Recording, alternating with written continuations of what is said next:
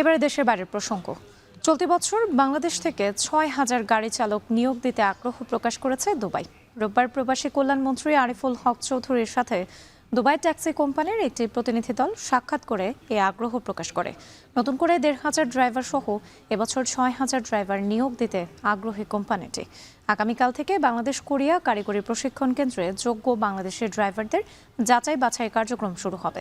প্রতিষ্ঠানটি জানায়, বর্তমানে বিশ্বের ২৭টি দেশের প্রায় ১৫,০০০ কর্মী দুবাই ট্যাক্সি ও লিমোজিন ড্রাইভার হিসেবে কর্মরত আছেন, যার মধ্যে প্রায় ৮,০০০ বাংলাদেশি।